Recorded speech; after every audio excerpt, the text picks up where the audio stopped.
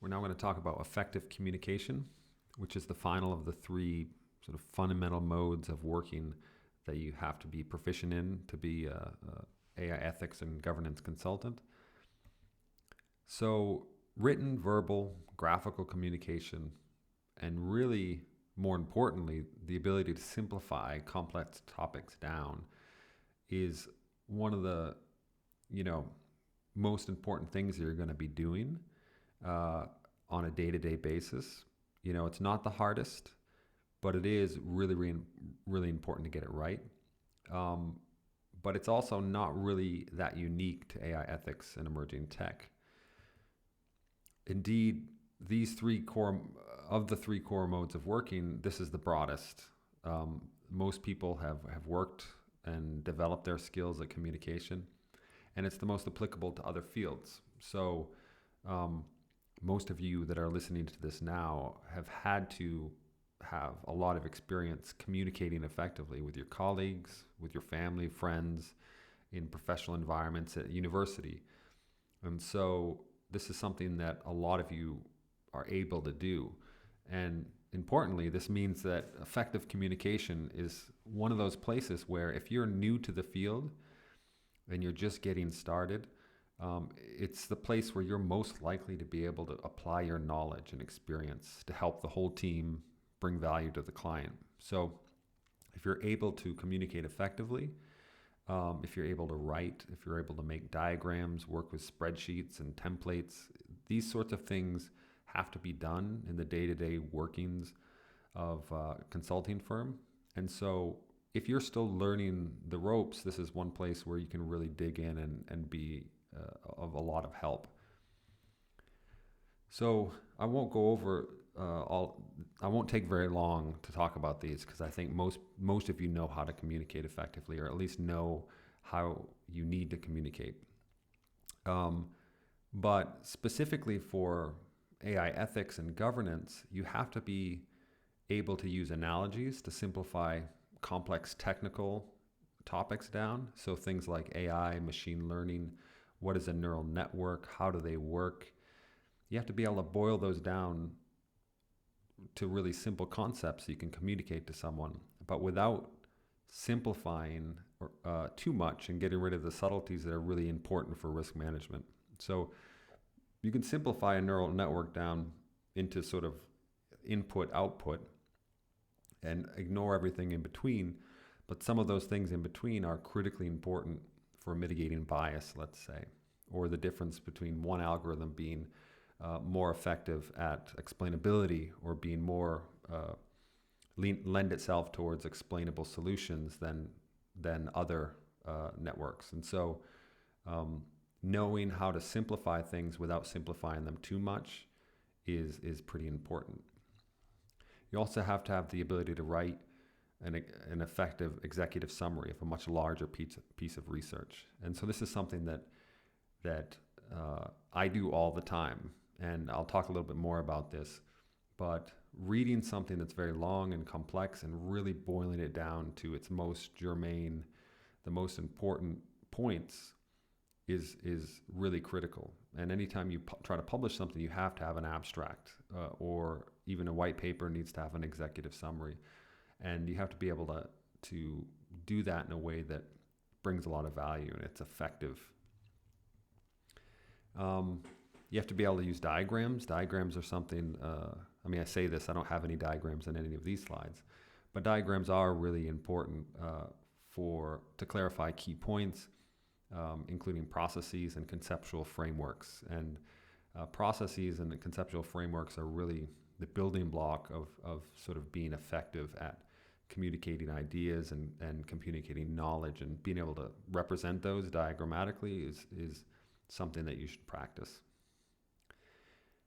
Another thing that I think is important, and all of these are my biased view, I think I've said this many times, but being able to separate, being able to recognize as you're reading, but also as you're writing and talking, separating informative or factual information from normative statements or recommendations, and making sure that you can clearly delineate between those two things, both as you're reading and as you're presenting material. That's pretty important. That's something that I see a lot of people making mistakes when they're writing, where you read a piece of material or they're talking to you and it becomes clear that there is a confusion between simply expressing statements of fact and some sort of normative or prescriptive recommendation, or some statements that I think should be action guiding. And I see that getting mixed a lot, both in writing and verbal communication. And so being able to practice that and noticing as you're reading the difference between those sort of factual and informative statements and more normative statements and recommendations. Being able to separate those two, I think, is a pretty important skill. You have to be able to use some sort of rhetorical techniques, and rhetoric is something that most people take in college. But it is important to be able to motivate someone so that they can see the value of your knowledge or your viewpoint. This is something that's important in any kind of communication, but as a consultant, it's quite important to not just provide information and action guiding recommendations, but you have to persuade the client that those are going to be of value. You can't just state them and say, I have a PhD and I'm going to tell you what to do. You have to really bring people along for the ride and get them to take ownership and to feel like these statements are really something that they should believe, and that the recommendations are things they should implement. This one seems probably petty or a little maybe less important than some of the other ones, but it is pretty common. You're going to have to use things like spreadsheets and document templates and making them and modifying them and using them to organize your research, organize processes and ways of working and teams that you're working with. And that is a form of effective communication, being able to organize information in a way that other people can understand and work with and collaborate in an effective way. And that's something that doesn't just happen naturally. And I've found that was one of the things that I struggled with in the beginning, and I had to work on. I had to really actively work and research how to use tools such as spreadsheets and documents and applications that will for project management. Those sorts of things are a part of effectively communicating with your team and with your client, and that's something that I personally had to practice, and so I had to throw it in here. And there's a lot more general skills or things that I've left out, but these are the ones that I felt from my experience working in industry, I had to use a lot. There are general skills like giving a presentation. That's something that I've left out. And while more is better when it comes to communication skills, always being good at more is better. You don't really have to be amazing at all of these to be a good AI ethics and governance consultant. You just need to be good at a few of them. And the reason is you're often working as a team. And so if you're flying solo, then unfortunately you have to juggle all of these balls. But if you're working in a team, it's okay if you're the person who's really good at writing executive summaries, or you're the person who's good at verbal communication and really boiling ideas down into their most simple concepts. And using the team to sort of be larger than the sum of the parts, that's part of working effectively. And so if you're flying solo, you do have to make sure that you are able to be proficient in all of these, because you're the one who has to carry all that weight.